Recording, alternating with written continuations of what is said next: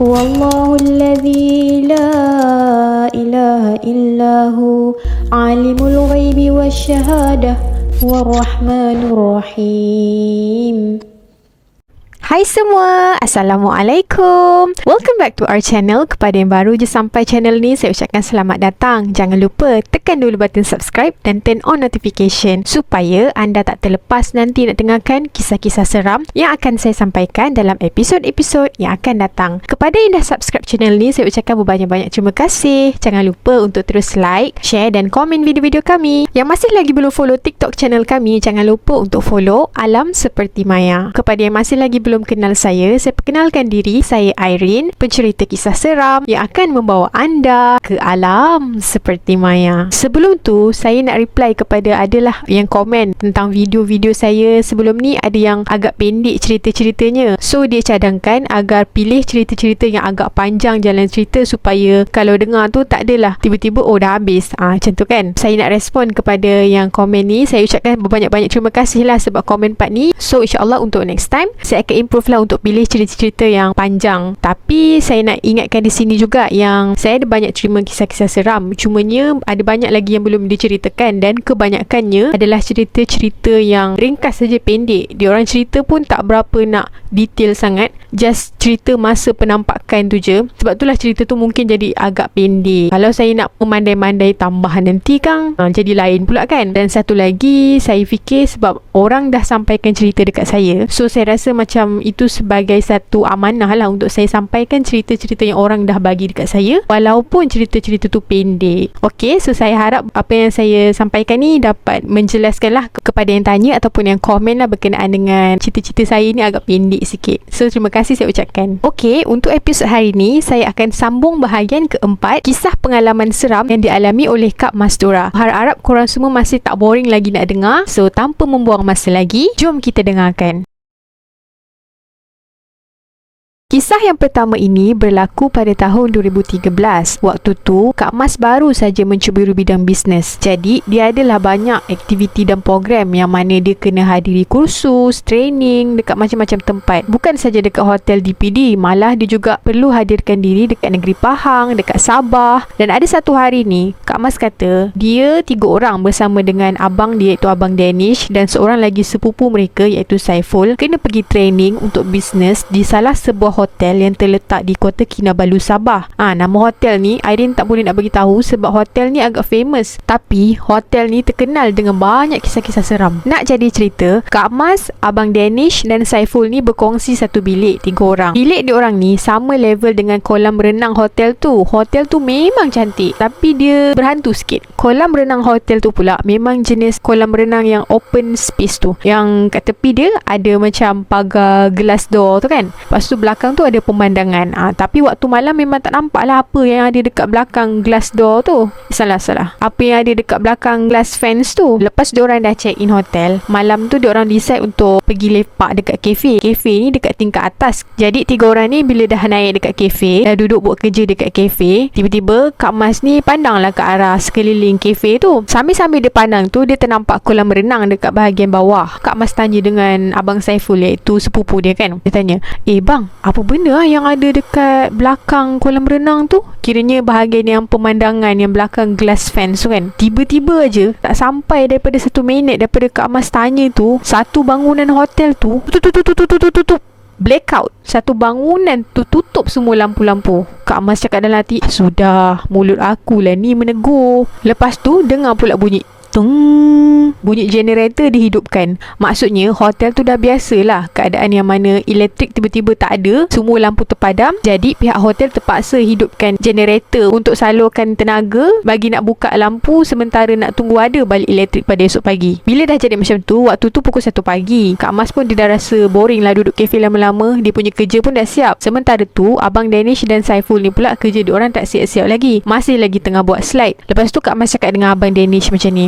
Long, Mas nak pergi turun bawah lah, nak pergi iron baju. Sebab dia teringat esok pagi dah ada event, jadi dia belum iron baju lagi. So dia ambil lah masa ni untuk dia pergi iron baju dulu. Kak Mas pun turun sorang-sorang ke bilik mereka. Bila dah sampai dekat bilik, Kak Mas turn on switch untuk iron baju, tapi tak ada elektrik. Jadi bila tak ada elektrik tu, Kak Mas terfikir, oh sebab dia orang tengah guna generator, sebab tu lah kot tak ada elektrik untuk iron. So Kak Mas kata, tak apalah, so esok je lah aku iron. Nak pergi mandi lah pula. Okey, pergi mandi. Kak Mas pun masuk dalam bilik air, mandi. Dah settle semua mandi, Kak Mas keluar daripada bilik air. Bila Kak Mas dah siap-siap pakai baju apa semua, Kak Mas ni cakap dalam hati, baru pukul 1:30, lama lagi ni. Biasa dia orang buat kerja lambat. Tak apalah, aku tidur dulu. Kak Mas cakap macam tu. Lepas tu Kak Mas pun baring. Bila Kak Mas baring, Kak Mas ni tarik selimut dia. Dah dalam keadaan ready lah nak tidur. Dah baca-baca doa semua kan. Lepas tu tiba-tiba Kak Mas dengar bunyi satu ketukan dekat pintu. Tuk-tuk. Lepas tu Kak Mas terfikir, awal now, tadi macam banyak sangat kerja belum siap. Takkan pukul 1:30 dah balik kot? Kak Mas cakap macam tu dalam hati. Lepas tu Kak Mas kata, bukan kot. Kak Mas tak layan. Kak Mas tarik selimut, Kak Mas cuba lelapkan mata. Tak lama daripada ketukan pertama tu, dengar lagi bunyi ketukan yang kedua. Tuk tuk tuk tuk tuk. Lepas tu tuk tuk tuk tuk tuk tuk tuk tuk tuk tuk tuk. Makin lama makin laju, makin lama makin kuat bunyi ketukan tu tau. Kak Mas kata, memang bukan dia orang ni. Takkanlah abang dia, itu abang Danish dan Saiful, ketuk pintu sampai macam tu sekali. Macam nak roboh pintu tu. Lepas tu Kak Mas kata, ni bukan dia orang ni. Waktu tu Kak Mas cuba juga lelapkan mata dia. Dia buat-buat tak layan juga. Dia kakuan diri je dekat situ. Tahu tak apa yang dia dengar? Dia dengar bunyi perempuan menangis. Perempuan tu menangis sayu sangat. Macam tu lah dia nangis. Aidin tanya dia, dia nangis dekat bahagian luar pintu ke dekat dalam bilik? Kak Mas kata suara tu dekat sangat dengar, macam bunyi dalam bilik. Maksudnya benda tu dah masuk lah dekat dalam bilik. Kak Mas kata waktu tu hanya Tuhan je yang tahu macam mana dia rasa seramnya. Dah lah duduk sorang-sorang dalam bilik, lampu pula tengah guna generator. Abang Danish dengan Saiful dekat atas. So nak tak nak, Kak Mas paksa pejamkan juga mata dia, pura-pura keraskan badan, tidur juga. Buat tidur, lama-lama dia terlelap. Bila dia terlelap, tiba-tiba dia dengar bunyi ketukan pintu. Tuk-tuk-tuk. Lepas tu dia sedar-sedar je, dia tengok jam, masa tu dah pukul 3 pagi. Dia pun pergi kat pintu, dia buka pintu, dia tengok Abang Danish dan Saiful ada dekat depan pintu. Maksudnya betul lah, dia orang balik pukul 3 pagi. Sebab Kak Mas ni dah biasa, dia orang buat kerja lambat, selalu memang pukul 3 pagi baru siap. So sebenarnya siapa yang ketuk pukul 1:30 pagi dan tiba-tiba dengar bunyi suara orang menangis pula? Kisah yang kedua ni agak pendek, cumanya Aidin gabungkan untuk bagi tahu yang Kak Mas ni sebenarnya bukan dia seorang je yang kena kacau ataupun dia seorang je yang nampak, malah ahli keluarga dia pun ada juga yang kena kacau. Satu hari Kak Mas, Abang Danish dengan mak dia ni baru pulang daripada satu tempat. Dia cakap dia tak ingat dia balik daripada mana, cumanya dia orang malam tu decide untuk lalu kawasan Nyalas. Berdasarkan video sebelum ni, Aidin ada mention yang kawasan Nyalas tu adalah satu kawasan perkampungan. Jadi dekat kawasan Nyalas tu ada banyak rumah-rumah, kawasan deretan kedai, ada kedai runcit, ada kedai makan. Nak jadi cerita, malam tu diorang decide lah nak lalu dekat kawasan Nyalas tu. Kebetulan masa tu Abang Danish pun kata, dah lama lah tak lalu dekat kawasan Nyalas ni, jomlah kita lalu kawasan Nyalas pula. Diorang pun naik kereta bertiga lalu dekat kawasan Nyalas. Waktu tu jam dah menunjukkan hampir pukul 11.45 macam tu. Pukul 11.45, kawasan kampung ni selalunya memang ramai orang dah tidur, jadi suasana pun jadi sunyi. Rumah-rumah semua lampu dah tutup, kawasan kedai-kedai semua pun dah tutup. Sampai dekat satu kawasan, diorang bertiga ni lalu dekat satu deretan kedai. Deretan kedai tu adalah kedai-kedai runcit, kedai-kedai makan, tapi semua kedai-kedai tu dah tutup sebab dah nak pukul 12 kan. Kebetulan waktu tu Abang Danish yang memandu, Kak Mas dia duduk dekat bahagian belakang. Kak Mas ni dia duduk dekat dengan tepi tingkap. Bila dia duduk dekat dengan tepi tingkap, dia ni pun bolehlah nampak kan pemandangan dekat tepi tingkap, semua rumah-rumah, kedai-kedai. Sampai dekat satu deretan kedai ni, Kak Mas nampak depan sebuah kedai, iaitu kedai runcit, ada satu makhluk yang besar, rambut dia bersepah-sepah, busuk masai. Nampak macam figure lelaki, tapi gigi dia ada taring yang panjang sampai kat dagu. Muka dia agak bengis lah. Dia tengah berdiri aja dekat depan kedai, seolah-olah macam dia menjaga kedai tu. Tak lama daripada tu, Abang Danish pun cakap,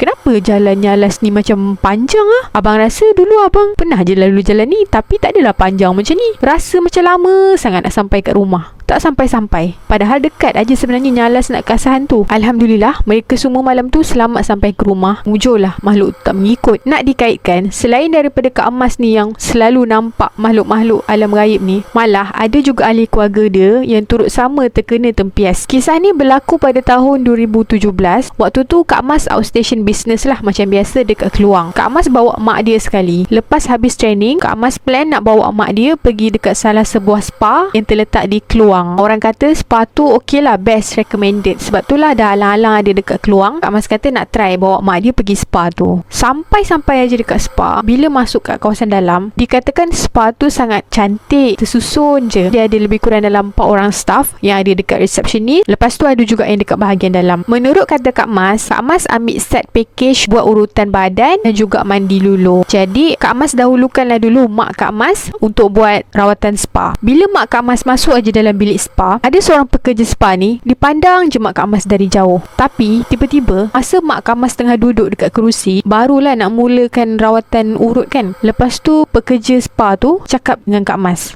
"Dek, kenapa dekat kaki mak kamu tu ada nenek tua?" Yang pandai mengurut ni biasanya orang yang reti ubatkan orang. Biasanya lah, tapi tak semua. Kak Mas bila terdengar makcik tu cakap macam tu, punyalah dia terkejut. Ya Allah, ya ke ada nenek tua? Patutlah selama ni mak Kak Mas selalu sangat rasa kaki dia sakit, lepas tu berat. Memang susah sangat dia nak jalan. Rupa-rupanya ada sesuatu yang duduk dekat kaki mak Kak Mas. Tak lama daripada tu, Kak Mas satu keluarga decide untuk pergi berubat. Tak boleh tunggu lama. Dia orang ni satu keluarga kena pergi cepat-cepat berubat. Sebab dah teruk sangat dah. Bukan Kak Mas seorang saja yang nampak, malah mak Kak Mas pun ada sesuatu dekat kaki dia.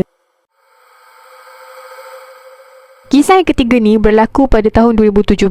Kiranya tahun 2017 adalah tahun yang sangat-sangat mencabar bagi keluarga Kak Mas. Bukan saja Kak Mas ni semakin nampak makhluk-makhluk alam gaib, malah ahli keluarga dia pun ada juga yang terkena tempiasnya. Nak jadi cerita, tahun 2017 tu Kak Mas ni dia kena satu penyakit, iaitu dia kena datang haid yang tak berhenti-berhenti. Banyak sangat darah yang keluar. Lepas tu head dia tu jenis macam tak teratur. Kejap-kejap datang head, kejap-kejap datang head. Jadi Kak Mas risaulah. Dia pergi hospital dan check. Hospital kata tak ada, ni bukan medical problem. Maksudnya dia perlu dapatkan rawatan secara tradisional. Selain tu, tahun 2017 juga adalah tahun di mana mak Kak Mas jatuh sakit. Mak Kak Mas kena serangan stroke. Nak jadi cerita, satu hari waktu tu Kak Mas ada dekat rumah di Kuala Lumpur. Rumah di Kuala Lumpur ni terletak di Bandar Tun Hussein On. Rumah banglo 2 tingkat. Dekat kawasan dapur ada satu ruang untuk cuci pakaian. Kira macam tempat dobi lah. Ada satu malam ni Kak Mas turun ke tingkat bawah dan pergi ke dapur. Tiba-tiba dia nampak dekat dengan bahagian dobi tu ada seorang nenek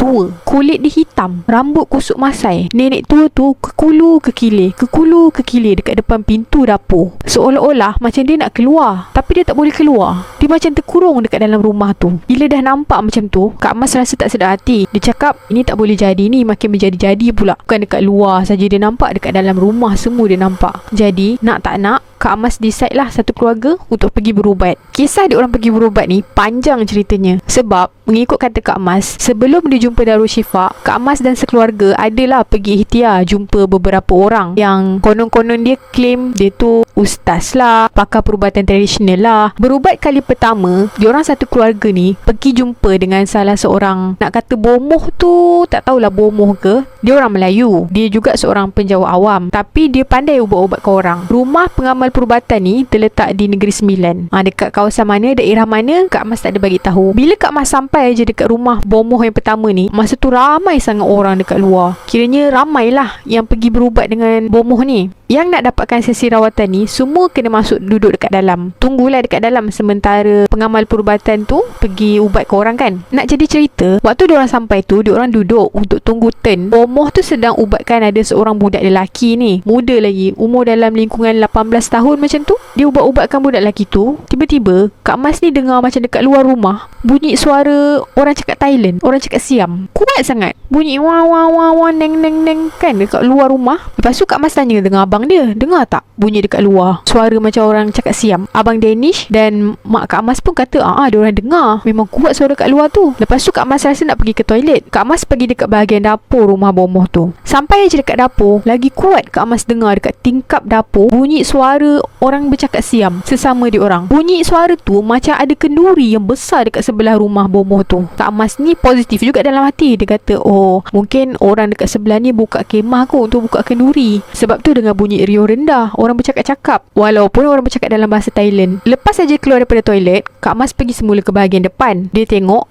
budak lelaki tu dah selesai berubat. Budak lelaki tu pun pulang. Bila budak lelaki tu pulang, terus hilang suara macam orang cakap siam. Dan Kak Mas tak ceritakanlah sama ada Kak Mas teruskan ke tak berubat dengan bomoh tu. Cumanya bila dia keluar daripada rumah bomoh tu, dia baru perasan rumah bomoh tu seketul je dekat situ. Tak ada pun rumah dekat sekeliling rumah bomoh tu. Suara apa yang dia dengar malam tu bunyi macam riuh sangat, macam ada orang buka kenduri dekat sebelah rumah. Lepas pergi berubat dekat bomoh tu, Kak Mas ada juga pergi berubat dengan salah seorang ustaz ni lah. Dia claim diri dia ustaz, tapi tak tahulah style ustaz ni pakai baju silat, macam orang-orang silat yang pandai mengubat orang. Sampai-sampai je dekat rumah ustaz ni, Kak Mas pun masuk. Mengikut kata Kak Mas, kawasan rumah ustaz ni adalah kawasan kampung. Rumah dia jenis macam rumah separa kayu, separa batu. Kalau nak mengubat dekat rumah ustaz ni biasanya akan buat dekat bahagian luar rumah. Sebab laman rumah ustaz ni memang luas sangat. Menurut cerita Kak Mas, malam dia datang pergi berubat dekat rumah ustaz tu, ustaz tu bawa dia dekat sebuah pokok yang besar dekat depan halaman rumah ustaz. Ustaz tu cakap dengan Kak Mas, hari ni saya akan buang semua yang ada dekat badan kamu. Lepas tu ustaz tu suruh Kak Mas berdiri dekat pokok tu. Lepas saja berdiri, ustaz tu pun baca-bacalah ayat-ayat penawar, ayat-ayat apa semua. Hari ni aku akan sembelih korang semua. Bila dia cakap macam tu, sambil-sambil tu dia buat macam seolah-olah dia sembelih Kak Mas. Dia buat pakai tangan je. Tapi Kak Mas kata dia punya sakit hanya Allah saja yang tahu. Rasa macam terkulai bila kena sembelih tu. Dia rasa badan dia lemah sangat, rasa sakit sangat. Tak lama daripada tu Kak Mas pun pulang. Tapi bila dia berubat dengan ustaz tu maupun bomoh tu, dia still lagi boleh nampak-nampak. Mungkin adalah bukan perubatan Islam yang betul. So diorang fikir diorang nak pergi ke Darul Shifa. Lepas saja diorang pergi berubat dengan bomoh dan ustaz yang konon-kononnya pengamal perubatan Islam tu, diorang decide tak boleh jadi ni. Tetap juga nampak benda-benda alam gaib. Jadi diorang satu keluarga decide untuk pergi ke Darul Shifa. Satu hari Kak Mas dan keluarga dia pergi berubat dekat salah satu cawangan Darul Shifa. Sampai je dekat Darul Shifa tu, ustaz tu terus tutup pintu, kunci. Ustaz tu kata, ni Kang sampai keluar ni Kang. Maksud ustaz tu mungkin terlalu banyak yang mengikut Kak Mas dan keluarga dia. Sebab itulah ustaz cepat-cepat tutup pintu. Masa berubat dekat Darul Shifa, Kak Mas kata rasa sakit sangat badan dia. Ustaz tu ada 2 orang. Yang seorang ustaz tu tanya dengan kawan dia, kenapa benda ni tak ada kepala?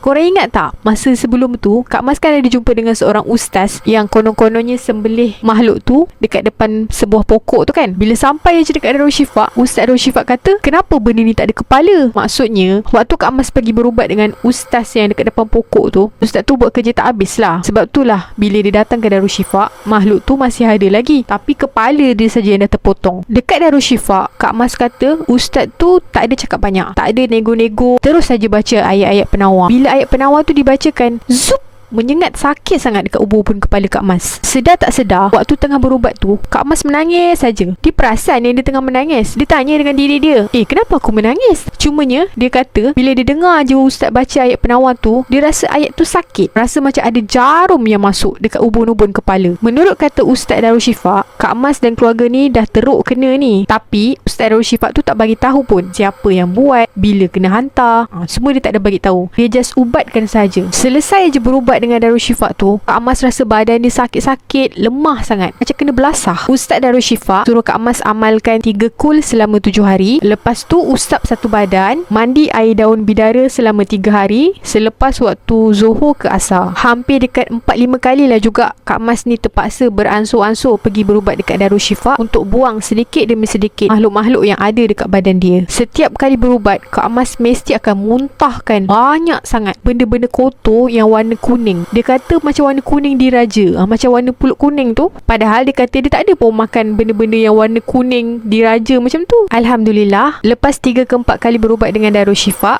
Kak Mas pun sembuh. Dan dia dah minta untuk cuba tutupkan hijab daripada nampak, dengar ataupun rasa keberadaan makhluk-makhluk alam gaib di sekitar dia. Pengajaran daripada ketiga-tiga kisah hari ini adalah walau apa pun yang berlaku kepada kita, kita kena selalu memohon perlindungan Allah, supaya walau di mana jua kita berada, Allah sentiasa akan melindungi kita. Sentiasa jaga diri, jaga adab. Kalau yang rasa-rasa macam ada penampakan-penampakan ke, ataupun rasa macam ada benda yang selalu mengikut, cepat-cepatlah pergi berubat. Dan jangan sesekali pergi berubat dengan perubatan yang tidak mengamalkan perubatan Islam, terutama bagi orang Islam. Nak lebih selamat, terus pergi aja dekat Darul Syifa, sebab Darul Syifa ni lebih terjamin.